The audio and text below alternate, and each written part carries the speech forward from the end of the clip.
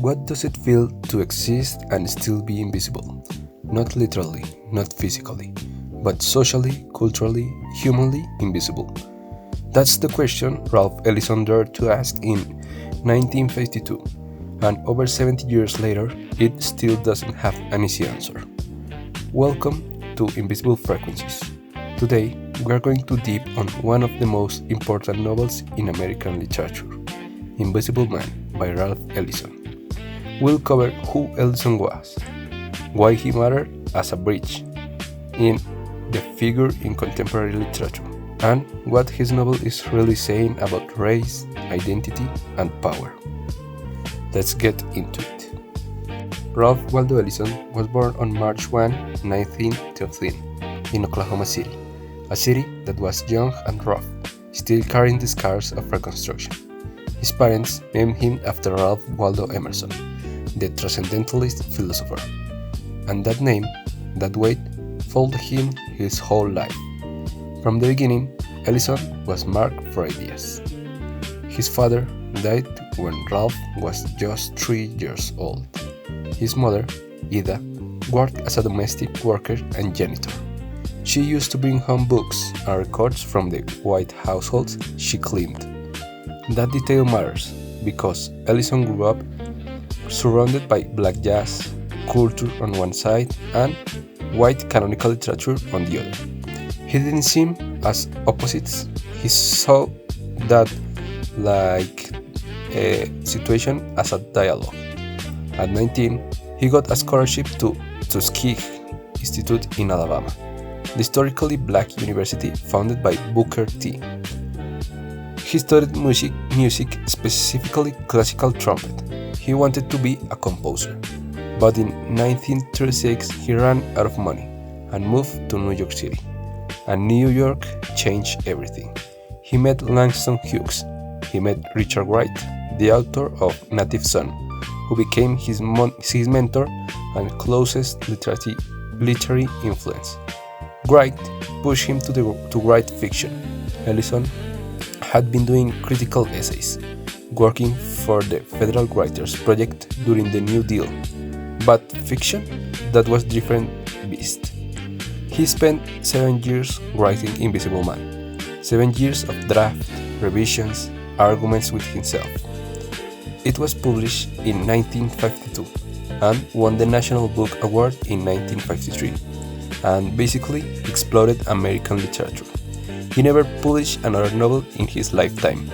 A second novel, Juneteenth, was assembled from his manuscripts after his death in 1994. But why do we call Ellison a bridge in contemporary literature? Because he sits at an incredibly complex intersection of literary traditions, historical moments, and cultural debates.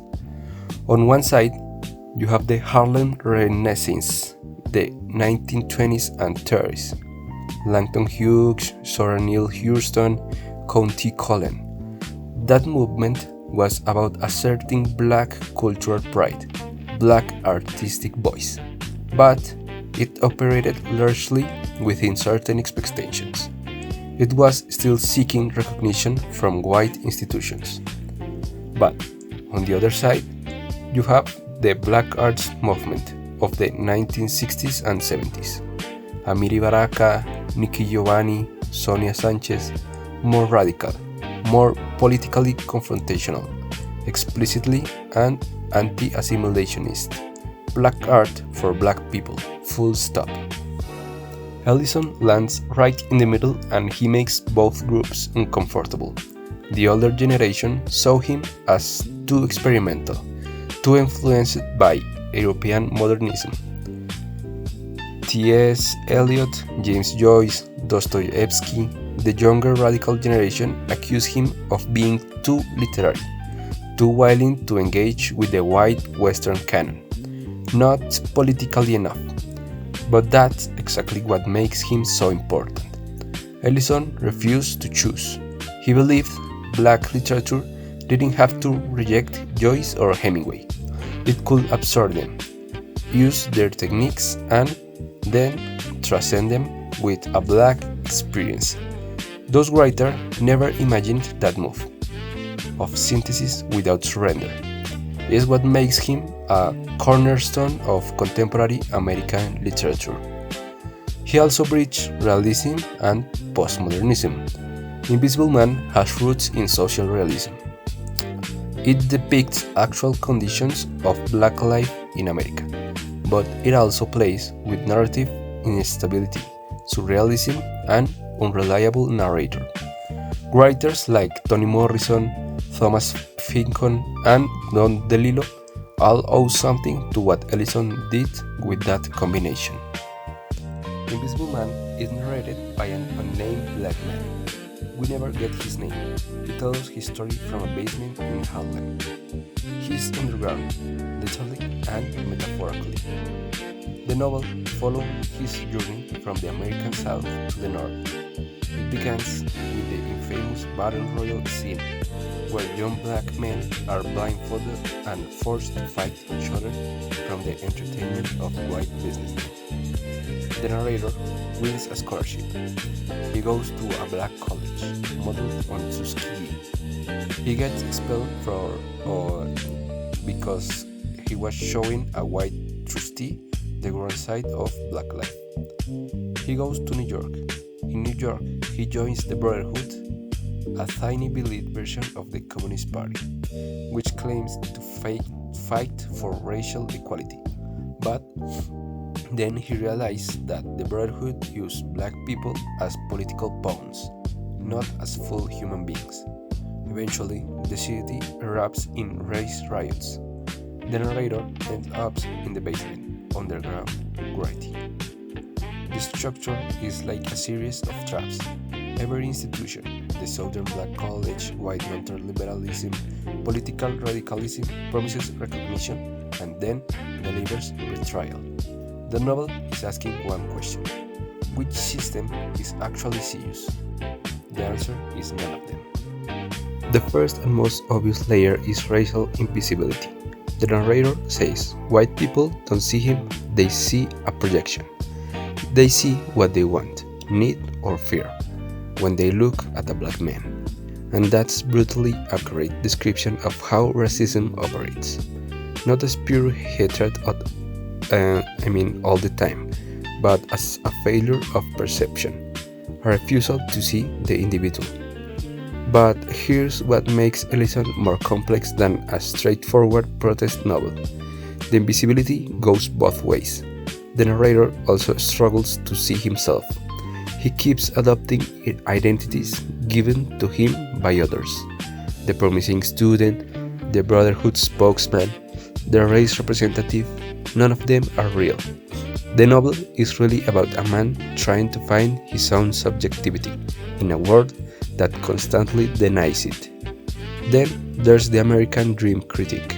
Ellison is in direct conversation with Booker T. Washington, the philosophy of uplift of proving black worthiness through economic success and accommodation. And also with Du Bois, the concept of double consciousness, of always seeing yourself through the eyes of the others. The narrator embodies Du Bois' double consciousness in its most agonizing form. The jazz structure is also essential. Ellison was a musician. The novel doesn't move in a straight line. It improvises. Scenes bleed into each other. Symbols recur and transform. The narrator voice shifts register. Ellison himself said the novel was built like jazz composition, with themes that get introduced, abandoned, and returned to in a different key. Culturally, the novel is also a critique of political instrumentalization. The Brotherhood wants to use the narrator as a symbol, not as a person. Black agency is tolerated only when it serves the party goals. That's a critique that remains incredibly relevant of any system that claims to represent marginalized group while actually managing it. And then there's Ras, the exhorter. Later Ras, the destroyer, he represents black nationalism, a kind of Malcolm X figure, before Malcolm X was widely known. Ras despises the narrator for working with white liberals. He calls it collaboration, and the novel doesn't resolve the tension. It doesn't say race is wrong. It just shows that every position, accommodation, integration, nationalism carries its own trap. The ending is crucial. The narrator doesn't escape into triumph. He goes underground, not in defeat exactly, but in a kind of radical withdrawal. He is preparing to reemerge. He says, "Who knows but that, on the lower frequencies, I speak for you." That final line opens the novel up to all of us. He's not just a black man in America. He's any person in society has decided not to see. So, what's Ellison's legacy? Why he does still matter? First, he expanded what the American novel could do. He proved that a black story told through black vernacular, jazz sensibility, and black intellectual tradition could achieve everything the European modernist novel could, and then some. Second, his vocabulary of invisibility has become part of how we talk about marginalization. When we speak of being unseen by institution, of having to perform an identity that it isn't yours, of the gap between how society labels you and how you actually are, we are speaking Ellison language. Even when we don't know it, the contemporary writers like Colson, Whitehead, Paul Beatty, and Jasmine Ward are all in some conversation with Ellison. You can feel him in the way they handle narrative voice, the way they refuse simple political resolutions, the way they mix the folkloric and the intellectual. Ralph Ellison wrote one completed novel, one, and it's enough to secure him a place at the center of American literature, of contemporary critical theory, of any serious conversation about what fiction can do to a culture. The man was invisible in his own country, in his own time, and he made that invisibility into one of the most powerful literary documents of the 20th century. That's the paradox of Ralph Ellison. That's why we are still here, talking about him. Thanks for listening. If this episode got you thinking, pick up Invisible Man. Just read the first 5 pages and see if you can stop.